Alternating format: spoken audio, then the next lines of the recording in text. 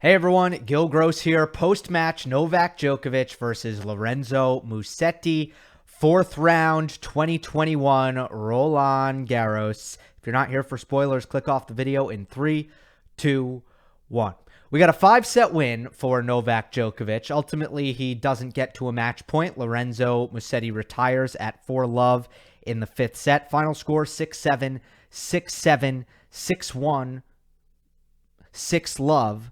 4-love retirement for Novak Djokovic. Sorry, the scoreline confused me for a second there because I kept starting with 6. But yeah, that's how it played out. Musetti won the first 2 sets. Djokovic comes back from 2-0 down. I believe it is the 5th time in his career that he has done that. The young Italian fights valiantly, has a chance, but honestly never gets close to winning the match because he wasn't close to winning that 3rd set that you need to win at any point.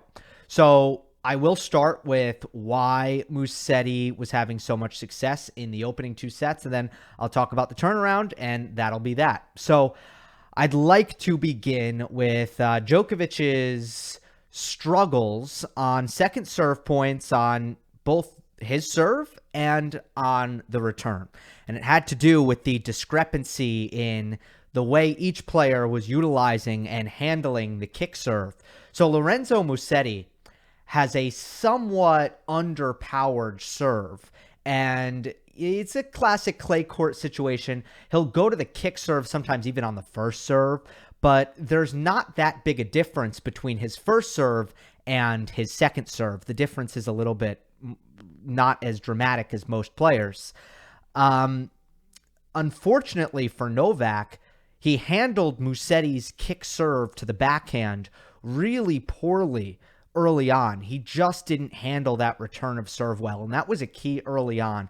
I don't have much of an explanation for it. I mean, I've seen it happen before in certain matches against Dominic Thiem on clay that Novak has struggled with that serve, but for the most part, I would expect Djokovic's skill set to be able to handle that quite well. He just wasn't returning that specific serve well. Again, the kick serve by Musetti to the Djokovic backhand. On the contrary, Novak has had some shady moments with his kick serve, his own second serve, throughout this clay court season. And coming into Roland Garros, it was my main concern for him from a technical standpoint. I just feel like that shot hasn't been great.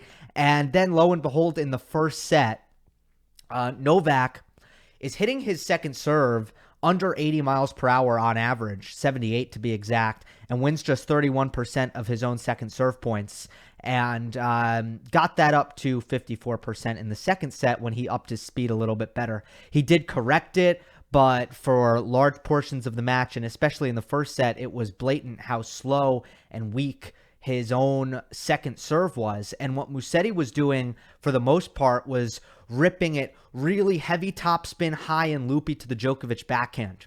So how about this?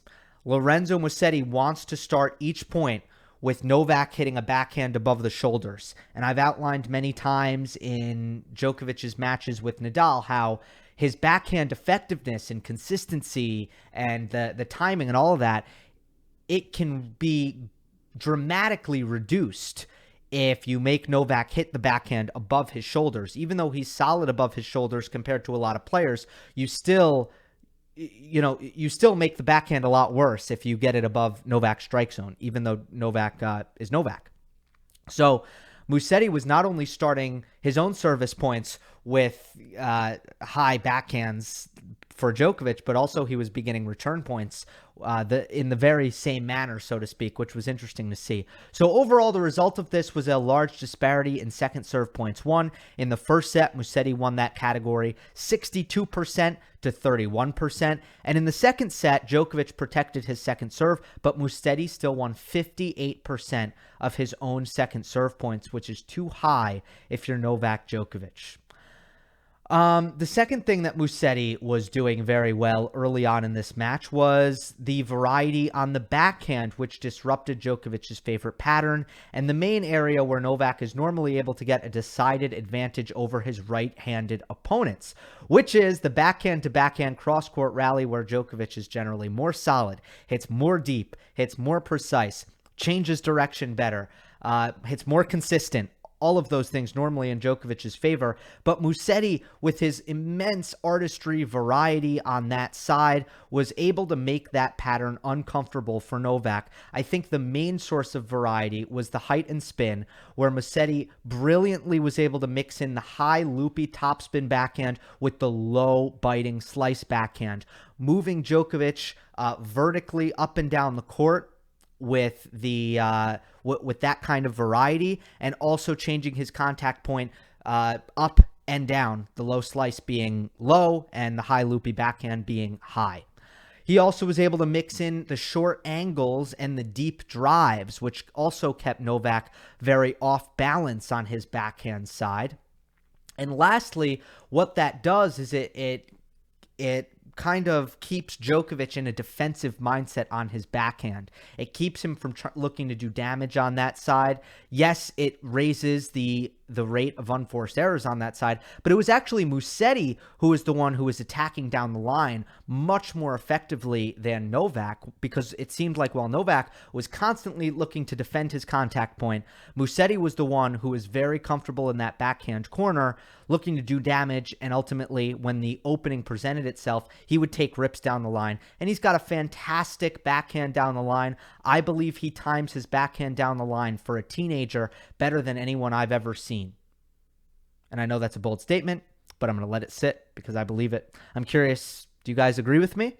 I think he times, for a one-hander, he times the backhand down the line as a teenager better than anyone I've ever seen at that age. Definitely, I guess Wawrinka and Federer would be his main competition there. So you can decide.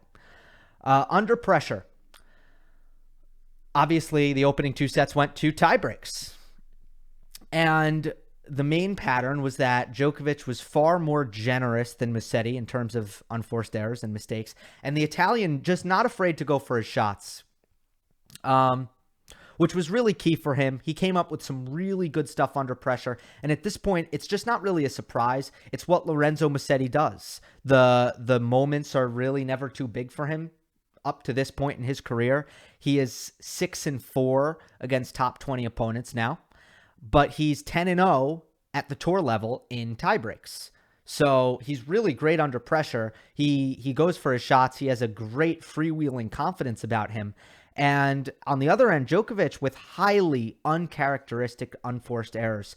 Generally, when a match gets to a tiebreak, and it's an area where Djokovic has excelled late in his career especially, he just doesn't miss. He just doesn't give anything away, and he really makes you come up with something. But that wasn't the case, surprisingly, in these opening two tiebreaks.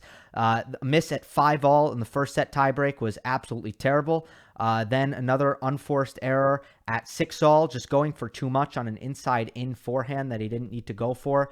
Skip ahead to the second set, and it wasn't really in the latter stages of the tiebreak, but right off the bat, you have an unforced error going for the drop shot at love 1.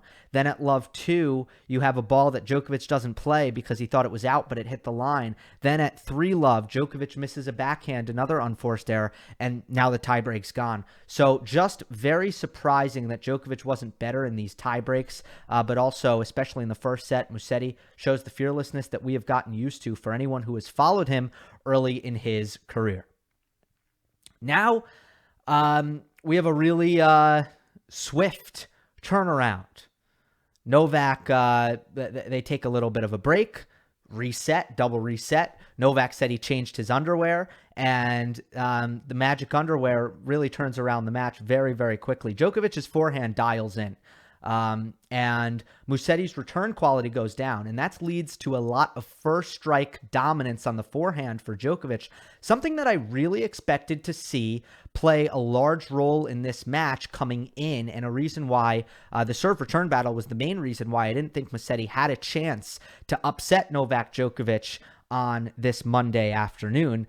But it didn't really become a massive factor until the latter 3 sets. Yes, in set 1, Novak did win a healthy percentage of his first serve points, 75%. Oh, wait, no, that's for the match. For the match, it was 75%. First set, it was 81. Set 2, it was a lot lower at 59% for Novak, and that's what really makes his match totals so low at 75, because for the rest of the match, he was 79 or above. So he was around the 80% mark on first serve points won. Novak was. And I think that is to be expected, as Musetti does well with his block returns, but against a player of Novak's quality, you're still going to see a lot of first serve forehand dominance, because Musetti doesn't always get the depth that he needs to get on his block returns, and he hits them from very deep in the court. And I think that that is something that maybe he should consider moving up a little bit if he's going to block the return. I don't know. With that being said, I think that for his age, Musetti's return is fine. It's just Novak's been really, really good on the first forehand, which was dialed in, and he's been great on serve thus far in the tournament. We saw more of that in the latter 3 sets. Novak finally begins to step in and handle Musetti's second serves. Musetti was going to the backhand every single time. He wasn't mixing it up at all. And in my opinion, a returner of Novak's caliber, someone with the backhand of Novak's caliber, he should punish Lorenzo Musetti for not being able to mix up his second serve spot at all, and just hitting the same kick serve over and over again. And finally, I think Novak steps in just a little bit and just plays with a more aggressive mindset, takes it early on the rise, and hits very crisp backhand returns to finally make Musetti pay on his second serve, which he hadn't been doing all match long. But perhaps the most important factor that turned this match around in favor of Novak was Musetti's patience really went away. He got away from looping it repeatedly to Novak's backhand. That's what was working when he had the patience to, yes, defend and go for high percentage, cross-court forehands and stay patient on that wing. But really what Musetti was doing was he wasn't being dominated in the serve return dynamic. So he was able to get into a lot of rallies. And then once he got into the rallies, again, lots of spin, heavy loop to Novak's backhand over and over and over again. Novak was having a lot of trouble doing anything off of it. And then Musetti, by the way, mixing in the slice as well. And then Musetti would wait for his chance to attack. And that was a dynamic game plan, a dynamic strategy. But he did not have the patience to execute that after the second set. He was hitting the ball a lot straighter, driving it more. I don't think he was getting the same kind of RPM, but just making more unforced errors. And honestly, that is kind of what you would expect in this matchup for Djokovic to be the steadier player and the less error-prone, mistake-prone player. It just didn't happen in the first 2 sets. And then it did in the latter 3. But it was really Musetti's patience was no longer something that he could rely on. I think that a lot of it was probably physical. After going 5 sets with Marco Cecchinato in the previous round, it just seemed like Musetti did not have it. And then perhaps he was dealing with an injury. After the match, he said he was cramping up a little bit and he was dealing with some lower back pain. More on the retirement later, but I want to stay focused on the tennis. When Musetti lost that patience, the match was gone, really. Okay, I feel like I'm forgetting one point I wanted to make, but let me just hit on the retirement because I'm not remembering it. I think Musetti shouldn't have retired here. And, he didn't commit a hate crime. It's not the worst thing in the world, but he was clearly moving well enough to play, and it didn't look like he was suffering from an acute injury, and it was 2 games away. So I think a lot of players on tour would have just let Novak finish the match point. I think the retirement wasn't really necessary here based on how Musetti was moving, and it didn't look like he necessarily had an injury that was about to get worse. And then he was right at the finish line. So I think he should have finished the match. Please spare me to tell me I'm hypocritical because of my Federer take. It's 2 completely different situations. If you disagree with my Federer take, that's fine, but spare me with the hypocrite claims because it's just a completely different situation entirely. So that's all. I just wanted to get that in because I don't think Musetti should have retired. But yeah, definitely a match for Novak where he wasn't at his best, and I kind of feel a little bit robbed in conclusion because they never both played their best at the same time. Novak was not himself in the opening 2 sets. Musetti wasn't really himself in the latter 3 sets. So it just felt like you never really had them both going at the same time. And it turned into a match that was could have been a little bit better than it was. Although we certainly saw flashes from young Musetti, someone with just amazing court artistry, great timing, variety on the backhand. He's worked on his fitness a lot in a way where he is pretty explosive compared to what he was even just a year ago. So I look forward to continuing to watch him develop physically. Still more work to do on the serve, polishing up different parts of the game.